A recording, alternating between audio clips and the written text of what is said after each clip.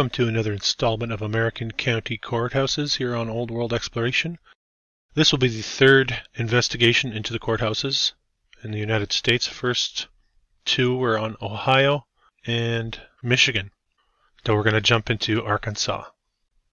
Hope you enjoy. So the state of Arkansas, the 29th largest by area, 34th most populous state. Current population just over 3 million people. Capital city of Arkansas is Little Rock. I did touch on Little Rock in a previous video. I'll put the link to that into the description.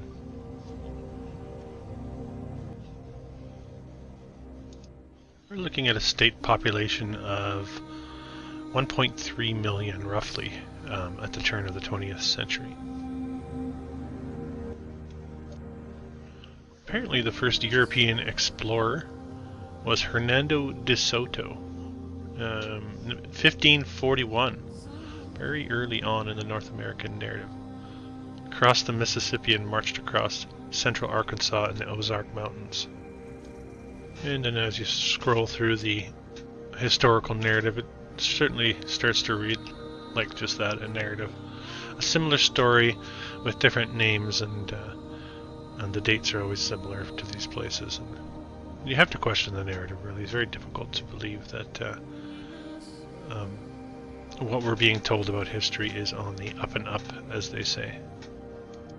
So it looks like 1819 telling us the territory of Arkansas is put together, and by 1836 it's admitted into the United States. Included in the Great Louisiana Purchase in 1803, when Napoleon Bonaparte sold French Louisiana to the United States. All of Arkansas was a part of that package. Of course, we get to the American Civil War and the whole narrative surrounding that. Arkansas seceding from the Union. Looks like May 6th, 1861, after Abraham Lincoln demands troops be sent to Fort Sumter to quell the rebellion there. I've spoken a lot about the American Civil War on this channel, and how I think much of it is a historical cover-up of events that took place in the reclaiming of the Old World. There's much more to that story. And they say, of course, throughout the American Civil War, guerrilla warfare ravaged the countryside and destroyed many cities, and I think that's what we're getting at, is the destruction of the old world, and really is the reclaiming of what was there and the dusting off of what was founded. So by 1868, Arkansas is restored to the Union. And as Arkansas gets its feet economically nearing the end of the 19th century, they say a couple resorts pop up, and Eureka Springs gets mentioned. I did a live broadcast highlighting Eureka Springs. Very interesting location. A lot of stone buildings, a lot of interesting geography in that location. In my old world research, whenever I come across some sort of healing spring or hot spring or any of those types of things, it appears to me like we're looking at the plumbing of the old world infrastructure, and you find evidence of heat damaged, melted structures in those areas. So I think there's much more to the story there as well. Interesting aspect of the late 1800s here, Arkansas. I'll just read a paragraph from Wikipedia out for you. In the late 1880s, the worsening agricultural depression catalyzed populist and third-party movements, leading to interracial coalitions. Struggling to stay in power in the 1890s, the Democrats in Arkansas followed other southern states in passing legislation and constitutional amendments that disenfranchised blacks and poor whites. In 1891, state legislatures passed a requirement for a literacy test, knowing it would exclude many blacks and whites. At the time, more than 25% of the population could neither read nor write. Interesting part of the narrative, again, the Jim Crow laws start to creep up, and what I think is a part of the historical narrative here is the implementation of this divide, this racial divide, this economic divide. I think what we're seeing in the late 1800s hundreds is the setting of the narrative, not the continuation of a previous ideology or whatever you want to call it. I think this is all being set up for to divide the people. So what is this place really? All I can really say is I know it's not what they tell us it is. And then it raises the question, why the lie? And it is a great question. I think it has to do with maintaining control, controlling our perception, allows the controlling forces, the powers that be, whatever you want to call them, to maintain that power structure. And I think it's really important for us to do everything we can to break that power hold of control. And that doesn't mean taking up arms and overturning the government. That means changing our perspective on this reality, and then we'll be able to create a new reality once we deprogram ourselves from what we have been taught about this place. And on that note, I would like to share with you a clip from Flat Earth Dave, recently uploaded. I think it very fitting. I hope you enjoy. So earlier you mentioned understanding flat Earth is the key to our freedom. You said something like that. So the first question is, why do you think it's the key to our freedom? Why is it so important? And the second question is, how does it affect us? What does it matter if we believe, if it's flat or round? How does that pertain to us in our everyday lives? What's the difference, and why is everybody arguing about it so much? Instead of acknowledging, guess what, it could be this or it could be this. Yeah, because talking about that there might be other lands that they're hiding from us, blah, blah, blah. I'm talking about personally, the everyday person who doesn't have anything to do with those things and never will have anything to do with these things. Why is it important to us? Why do we need to understand this? And what it has to do with our freedom? And why argue about it and cause more division? Well, right. Well, it's because we live in a very spiritual world, and this is a satanic lie, and there's a lot of evil in the world, and the way they get away with all this evil is people can't imagine that evil exists. Therefore, if they can't imagine it, it'll just happen, and it'll get around them. What difference does the shape of the world make? Well, there is no difference. It does make a difference, the shape. It's the lie that matters. What difference does it make? I have to go to work on Monday. I said it. I said all the things, right? I worked my way up through corporate America. I started my own business, super successful. I had a great situation, making tons of money, American dream. I got the whole thing. And I walked away from it all because this is the most important topic of our time. This is the one that unplugs us from the matrix. This is the one that frees us from the tyranny that's going on. What difference does it make? Well, there's a thing where he who created it owns it. So we're born into God's world, into nature, into the natural world, and there's natural law, and we are inheritors of this realm equally. But the controllers have made it where they immediately register us to a corporation at birth, and they'll tell us we live on this spinning ball, and if you live on their ball field, you play with their rules, and that's how they control us. For example, if you look at all of the music industry, all of it, all of the movies industry, all of the video games, and I think you could add into that all of the professional sports teams, all of that together is less than space, what they spend on space yearly. Okay? Space is the biggest money laundering system in the world ever. And it's how they control us because it makes us insignificant. It hides us from the creator. There's a quote in the Bible, a verse that basically says, once you see my creation, you can no longer deny my existence. Well, they don't want you in that situation where you can't deny the creator, because it's hard to control people that have a connection to God. So they're doing everything they can by demoralizing us and hiding us and diluting God. How do you dilute something? You put it into something bigger, right? You pour it into something bigger, like infinite expanding space. They tell us space is expanding. I think it's 1 billion miles a minute or something like that. It's the dumbest thing ever.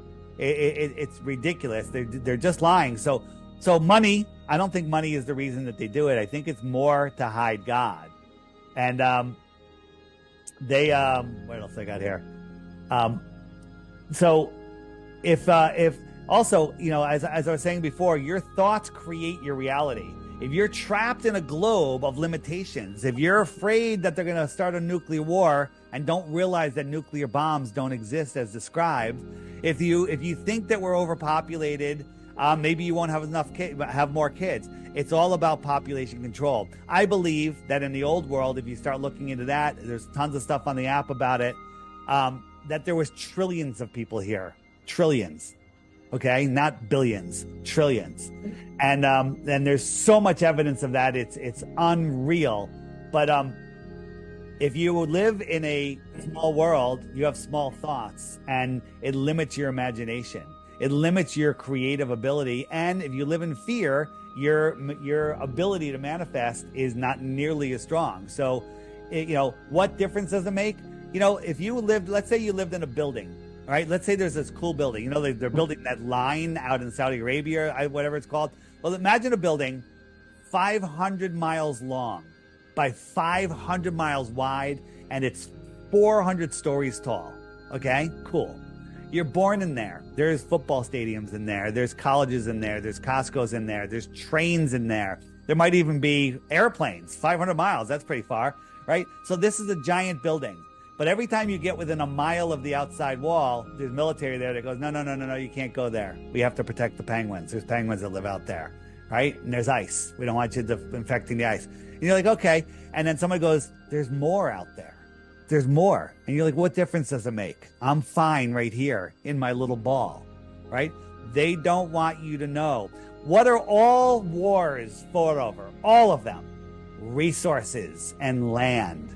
What if they're hiding more land and resources? They're hiding more land and resources. They're hiding the creator. They're hiding your true power. This is the most important topic. And also, if you're lost in space, spinning out of control, living in fear and in lack, they can make you believe that the boogeyman's floating through the air. And if you breathe on your friend, they're going to die and it's going to be your fault.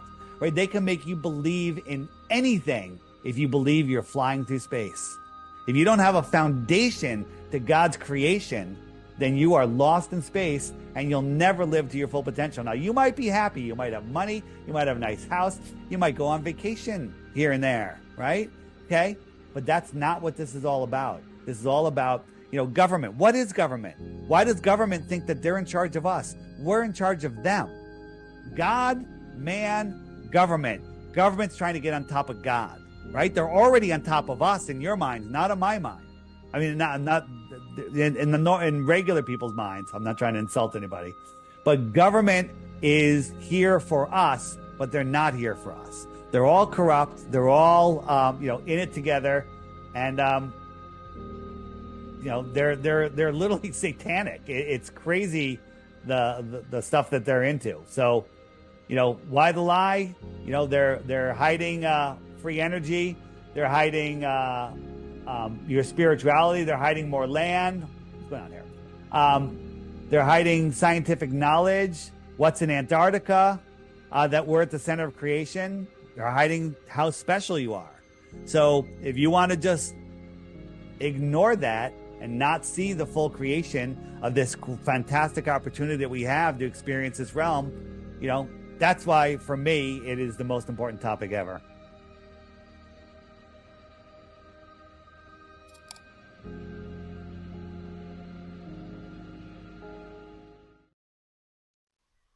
And I think Dave's right there. But I think equally important is our understanding of the history of this place. And it's essential for them to keep us in the dark. So if you get that triggered mechanism, when you come across this content, you're not quite sure and you're not quite there. It only really takes one inconsistency. And it's all it should really take before you begin to understand that if you find one lie, you can bet your bottom dollar that there are many, many more, and that the very foundation of what you thought to be the truth about history is actually a grand deception. And it isn't really such a stretch when you think about history. Put it in perspective. You think about the ruling forces here, even according to their historical narrative. I mean, they weren't even able to paint themselves as benevolent. Really, they tried, I guess, but in the modern day, we thoroughly understand that the organized religions and the monarchies and the big money aristocratic players and the bankers and all of these forces have been malevolent and have been working against the best interests of the common person. And their game relies on us pointing fingers at each other and not pointing fingers at the ones that really need to be need to shoulder the blame on this. And I'm not even talking about the wealthy families. It's not even a particular physical group. This stretches well into the spiritual realm and an understanding of a strong understanding of good and evil. And Dave's right when he says they need to muddy the waters, and they need you not to be able to fathom the depths of evil that exist here. And in that way, a moral relativism can rule the day, and they can get away with anything. Really, they can convince you that anything is okay. You can do what thou wilt, as they say. So I encourage you all in your personal journeys to question everything, question authority, question the conventional norms and how it got to be this way, and join me on this journey of discovery toward truth.